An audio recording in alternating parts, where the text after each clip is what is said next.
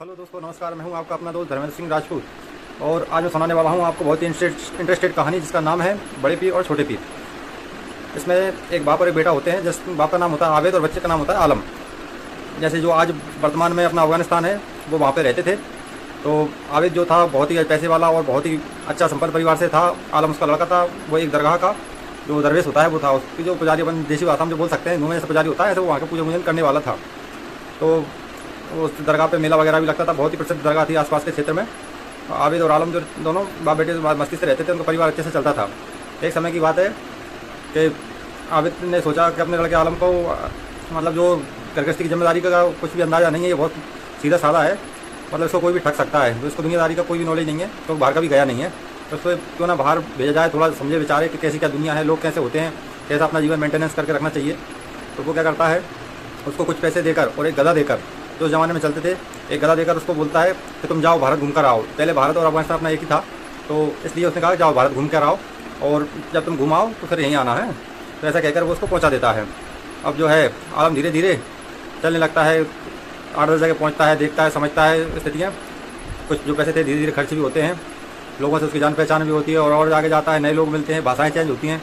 तो वो क्या होता है, आगे जाके वहाँ पर जैसे जो होते हैं जो चालू लोग, ऐसे कुछ लोगों से उसकी दोस्ती हुई एक जगह जहाँ पे वो रुका। तो उन्होंने उसको बहला फुसला कर, क्योंकि इतना तो उसको बाहर का ज्ञान था नहीं, उसका स्वागत किया। वो बहकावे में आ गया और उसके जो पैसे थे, थोड़े बहुत पैसे उन्होंने खर्च कराया। जैसे उधार मांग लिए, अब भैया थोड़ा सा देना है, 2-4 दिन तो आप रुकी रहे हो, हम दे देंगे। तो कुछ ऐसे खर्च करा दिए। और उस ज़माने में नाच गान का भी बड़ा प्रचलन था, तो ऐसे नाचने वाली के पास ले गया उसको। तो अब नया लड़का था तो बहकावे में भी आ गया। तो कुछ पैसे थे तो उधर उसने खींच लिए, जो नाचने वाली थी उसने। तो अब जो है आलम साहब बिल्कुल फ्री हो गए हैं पैसे दे जाकर, अब उनके पास कुछ नहीं बचा। अब वो क्या करते हैं, आगे जाते हैं अपने गधे से, जो कोई पूछते हैं कुछ काम हो तो बता दो, जो काम रहता है गधे से इधर से उधर ढोके सामान पहुंचाते हैं और अपना खाने पीने की व्यवस्था करते हैं। तो ऐसे ही धीरे धीरे चलते चलते वो बहुत दूर तक पहुंच जाते हैं। लगभग आधा भारत का भ्रमण वो कर चुके होते हैं। मतलब इतना वो भारत कवर कर देते हैं। उनका काम रहता है बस गधे से अपना जो भी है, किसी से पूछा भाई कुछ काम हो तो बता दो, मैं कर देता हूँ, और जो भी पैसा जो लगता होगा वो ले लेते हैं।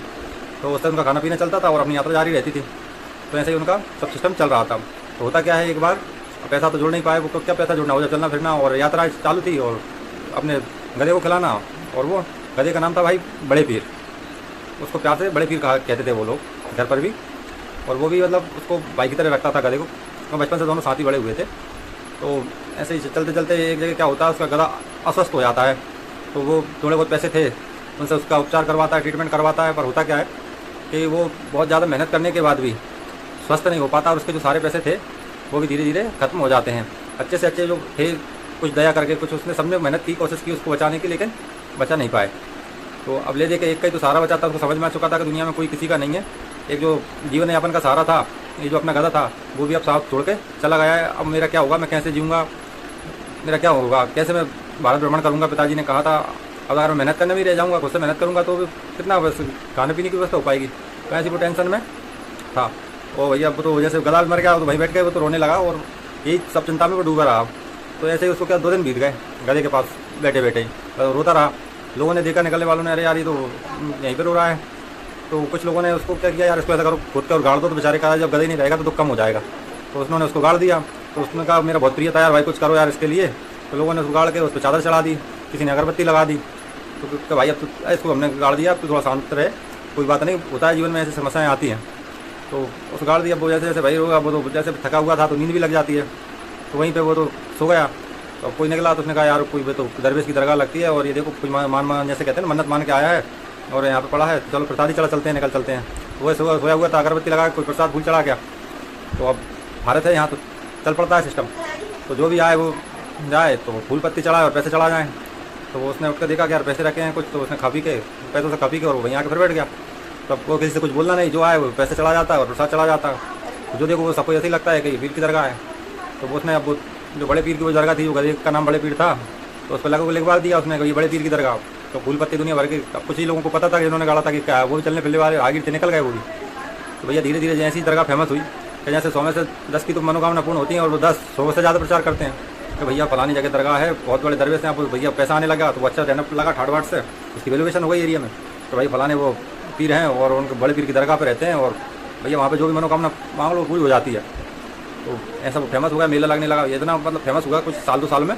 और ज़्यादा लोगों को भैया कहते हैं कि जब पैसा आता है तो शादी ब्याह की व्यवस्था ऑटोमेटिक होती है। तो जो आसपास के उसके समाज वाले थे उन्होंने कहा यार बहुत काबिल लड़का है और दरगाह पर रहता है, ऐसा उसका लड़का मिलेगा नहीं, तो चले तो एक सुंदर लड़की से उसकी शादी कर दी। घर गृहस्थी जम गई, उसकी मस्त मकान बन गया, क्यों पैसा अच्छा आने लगा था। तो भैया जब उसकी प्रसिद्धि इतनी फैली कि जो उसके पिताजी थे आवेद, वहाँ तक बात पहुँची कि कोई दरगाह है, कोई दरवेश है वहाँ पर और सबकी मनोकामनाएं पूर्ण हो रही हैं। तो उसके पिताजी ने कहा यार अपना लड़का भी 2-3 साल हो गए हैं, लौटा ही नहीं है, चलो अपन भी मन्नत मान आते हैं वहाँ पे और मिल भी लेंगे कैसे हैं, क्योंकि अपने यहाँ का भी नाम चलता है, बड़े आदमी से बड़ा आदमी मिलना पसंद करता है। तो वो पहुँचते हैं उसके पिताजी, तो वो क्या देखते हैं कि वो वहाँ पर दरगाह पहुँचे, तो उन्होंने पहचान लिया यार ये तो अपना लड़का है। तो उसने कहा पिताजी आपको कैसे पता नहीं हुआ कि वो, मैंने सुना था यार यहाँ का बहुत नाम चल रहा है कि यहाँ की ये दरगाह अपनी है। और पिताजी से बात हुई कैसी क्या दरगाह है अपना, वो उसने पूरी स्टोरी सुनाई अकेले में कि अपना जो बड़ा पीर है, मतलब जो गधा था वो मर गया था, उसको यहाँ दफना दिया था, लोग चाला चलाने लगे, अपना धंधा चलने निकला। तो मैंने किसी से नहीं कहा और आज फेमस होगा इसी के, उससे लोग आ रहे हैं, मनोकामना पूर्ण हो रही है, अपना पैसा बन रहा है। उसके पिताजी ने कहा पागल किसी से बोलना नहीं, अपनी जो घरवाली दरगाह है छोटे पीर की वो भी ऐसी है, चल पड़ा धंधा तो चल पड़ा। इस कहानी से क्या शिक्षा मिलती है भाइयों, अंधश्रद्धा नहीं होना चाहिए, विश्वास होना चाहिए लेकिन अपने आप पे, ऊपर वाले पे, लेकिन यहाँ वहाँ से नहीं झुकाना चाहिए, अपनी बुद्धि का इस्तेमाल करना चाहिए। तो यही कहना चाहेंगे, जागरूक रहें, अपने विवेक का इस्तेमाल करें, ऐसे देखा देखी किसी की बातों में ना आए। कहानी अच्छी लगी हो तो लाइक कीजिए, चैनल को सब्सक्राइब कीजिए, ऐसी अच्छी अच्छी कहानी सुनने के लिए हमें फॉलो कीजिए। धन्यवाद।